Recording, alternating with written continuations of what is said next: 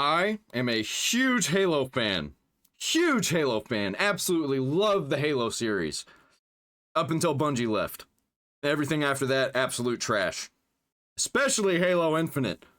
Does anybody ever have this problem when they go back and play a Bethesda game that, like, Oblivion or Skyrim, and you try and play it normal, but after a while you get bored and you're like, I'm gonna start using console commands and I'm just gonna be invincible and have infinite money. That's kind of what happened to me on Halo Infinite, except I didn't have to use console commands. It was just straight up broken. I just gave the Marines rocket launchers and they had infinite ammo, so they would just finish my missions for me. I'd just pull up, hide somewhere, and they'd absolutely destroy everything. Snipers, rocket launchers, that's all you had to do. And then you didn't really have to actually even play until you got into the parts where it should have been what the whole game was like when you get to the linear areas, when you don't have all the Marines and stuff, when you're not in the open world. That should have been what the whole game was like. I'm not even going to get into the multiplayer. It was just absolutely atrocious. And then I heard that they added Firefight back in there, and I was like, hey, I'll jump back in and play some Firefight. It wasn't Firefight. It was like this new, dumbed down version that was really just a horde mode that just lasted a couple rounds. But what killed Halo Infinite, really? What did it? Why Halo Infinite could never live up to its full potential. Hello everyone! The last few videos we've been going through Halo's future and what we think is going to happen next. Yeah, you should totally check out this guy's other videos about this. I got him linked down there in the description. This dude's awesome. He knows so much about Halo, and he's not just glazing Halo. We've also covered what you guys would love to see for Halo going forward. Today, we're talking about how Halo Infinite really never stood a chance. A new report came out from Mr. Rebs where he outlined how 343 Industries' revolutionary new engine, the Slipspace engine, really wasn't all that. From him sharing this revelation to me actually researching the game engine, I even looked at Halo Infinite's development cycle and spent the time to understand the Honestly, they should just make another game that's like Halo 1, Halo 2, or Halo 3. Even a Halo 3 ODST type game would be awesome, or a Halo Reach. Use something like that. You don't have to make something new, because obviously you can't fucking do that. You screw it up every time. Underlying systems at play in regards to the game. I'm hoping this video is at the very least informative, giving you a I don't know why I'm talking to 343 like they can hear me. Better idea as to what hell the day-to-day developers at 343 Industries went through during Infinite's troubled development. I really want to frame this video as one that gives you guys a look at why Infinite turned out the way it did. Yes, today the game is in a good spot, but it took over 3 years to get here. Yeah, it's not good enough. I'm still not hearing people playing it. And it's like getting toward the end of its life cycle, man. Might also give some further optimism as to why the change to the Unreal Engine was the correct one. As you can see, it's going to be a good one today, so let's... I think it's a better change. I still don't think it's the correct one. I hate that every single lazy company is using the Unreal Engine. I like the Unreal Engine when it's used properly, not when it's used to be lazy. Let's get into it. So Halo Infinite was first revealed in 2018 with the iconic phrase powered by the Slipspace engine. Yeah, I remember that, and it looked fucking garbage, man. Which raises the question, why? Why the massive engine overhaul? Why was this done? Well, the primary reason and... Yeah, it looked like garbage whenever they released it. I remember everybody was so mad that Halo 3 was looking better.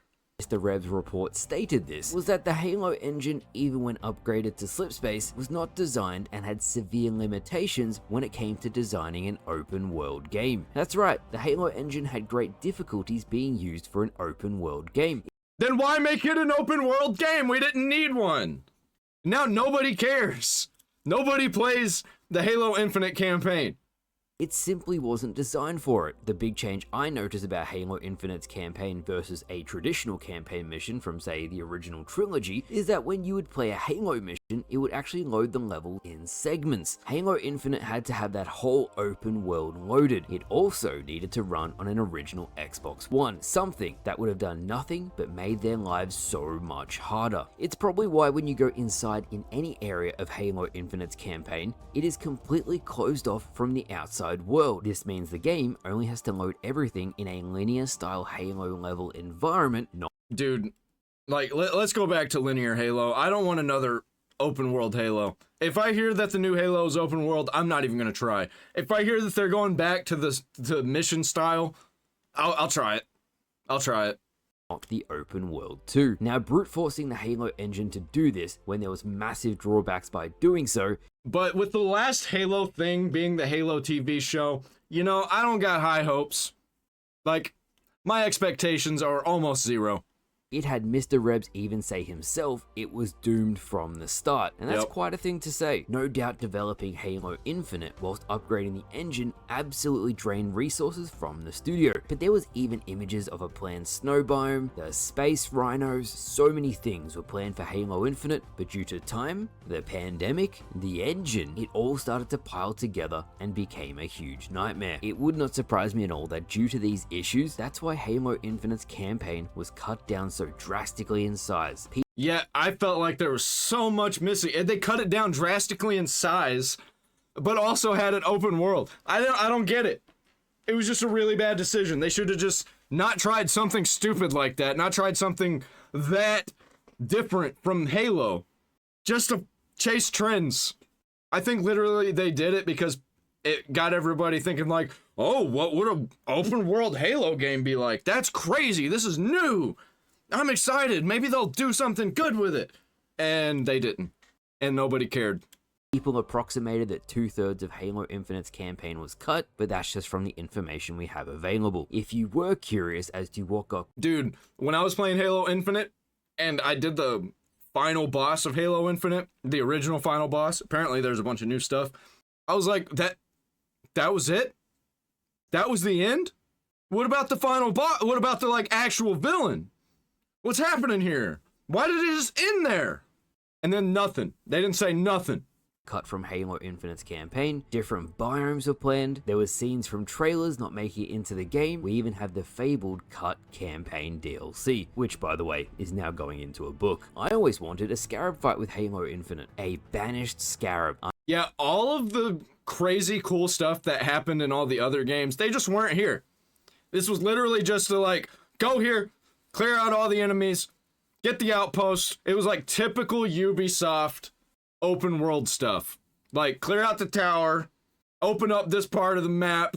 Unfortunately, this did not come to pass. Now, the reason why this is so important, and I tend to agree with Mr. Rebs on the fact that Halo Infinite didn't have a chance from the beginning, was that because Halo needed to develop a game and a game engine, and then the engine wouldn't cooperate, that equaled extremely bloated development times, which then in turn meant huge amounts of technical debt was accrued to get things out the door by release. The problem with that is that yes, it was a marathon for developers at the studio just to get the game to release.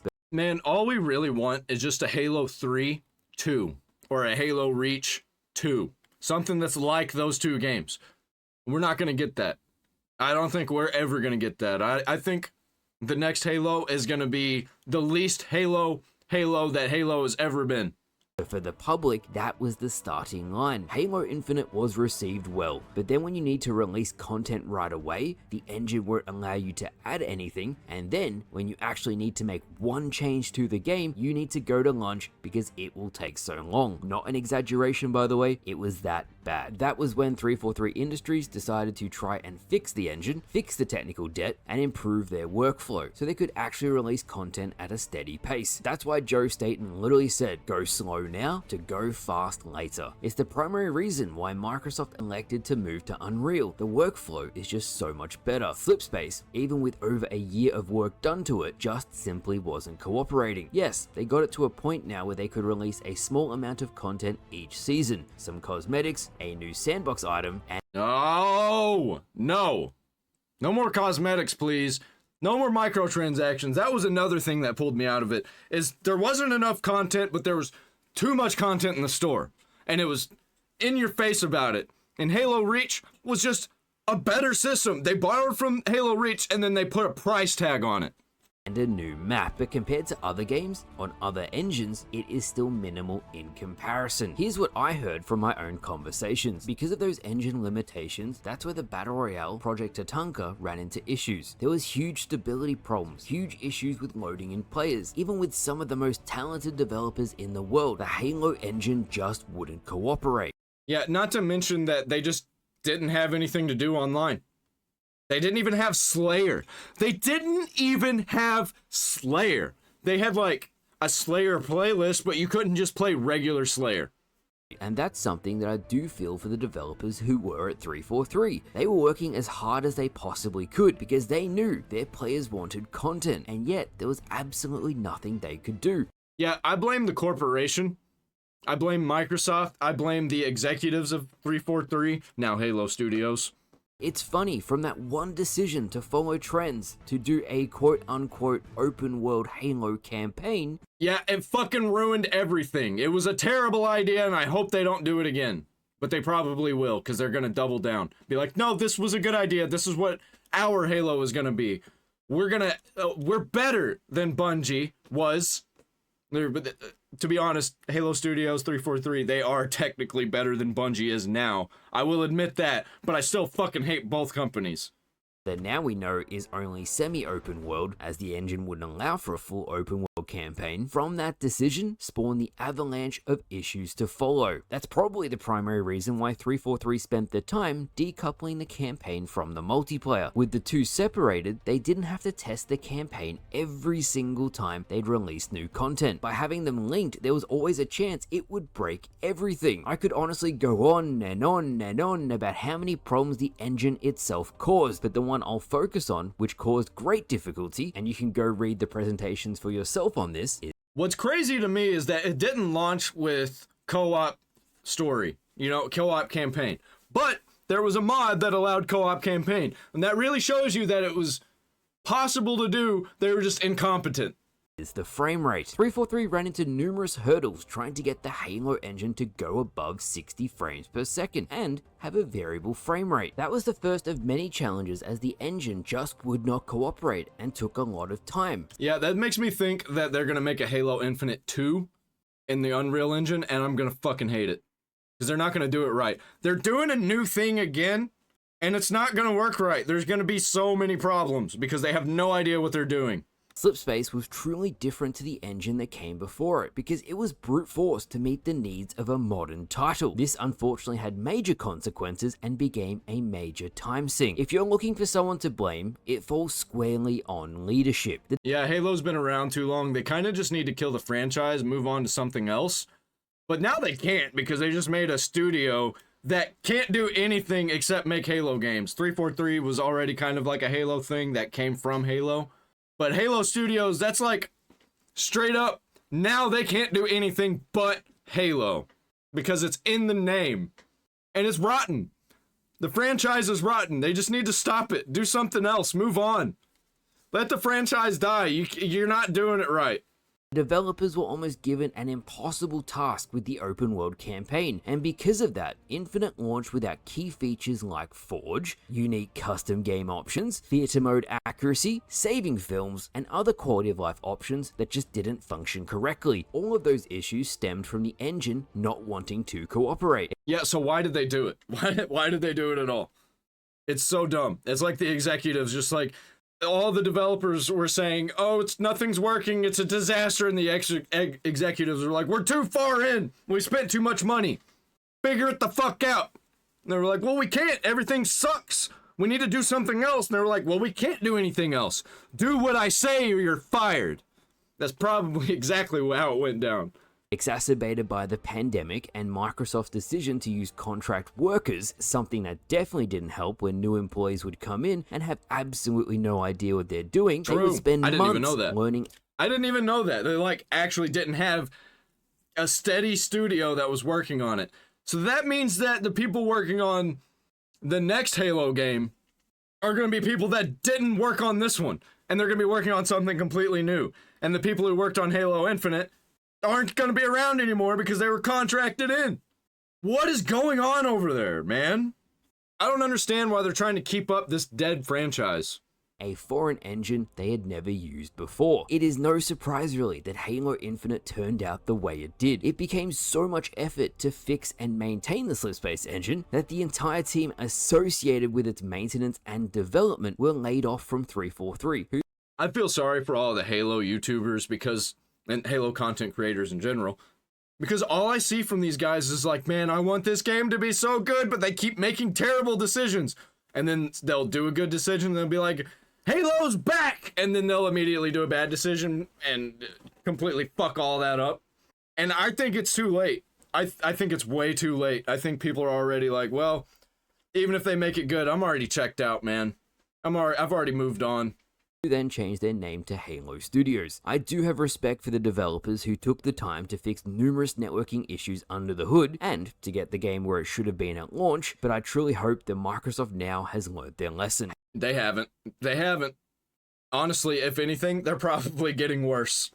Halo Infinite really hurt their bottom line. It cost them so much money. You know what's really gonna hurt? Game Pass. Because Halo, the next one, is going on Game Pass. And that's really, really, really gonna hurt sales. Because I don't think any new people are gonna pick up Game Pass just to play Halo. I don't think that's happening. I think all the people who are already playing Game Pass are gonna start playing Halo. And that's not gonna make them any more money. They're just still getting the same amount of money. As of today, Halo Infinite now turns a tidy profit as the game is where it should have been at launch, but it took far too long to get there. Yeah, and now people are expecting a new Halo coming soon. So they don't want to jump into Halo Infinite. And what I will say is fans will not accept another game that launches in a broken state. I cannot make that any more clear. I don't know about that. Yeah, everybody says that about Call of Duty. Everybody says that about Assassin's Creed, but people still line up in droves for these games. And they're garbage every single time. That's why I believe the change to the Unreal Engine was the correct one, as it will allow the developers to I don't think it was really the correct decision. It's just a better decision than what they were working with. do more faster. And employees will be able to get to work right away versus spending months learning an engine that is inconsistent at the best of times. I think it's going to allow them to be lazier than ever. So thank you all for watching. I hope you all enjoyed. Big thank you to Mr. Rebs as always for his report. I'll link his channel in the description below. Thank you again, and I'll see you guys later. You know what I think is going to come out of this? Another shit Halo.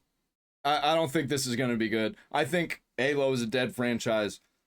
I thought I was going to hear some good news, but really it was just a bunch of... No, they're just going to do shit differently next time, but they also still don't know what they're doing because they're still doing all new stuff again. And, you know, I'm here for it. I can't wait. I can't wait for that absolute disaster to come out. Hopefully it's good. Hopefully it's great. Because I really want to play. I love great games. I love good games. But here's another factor. I'm also not going to pay $80, $90 for a new Halo game that's going to be not as good as Halo 2 and 3 and Reach. Not going to happen. And I'm not paying for Game Pass. Not going to happen. So I'm probably out on this next Halo.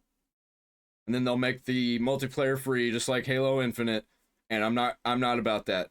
I like the paid multiplayer where you buy the game and the multiplayer comes with it and then there's no microtransactions. That's what I want.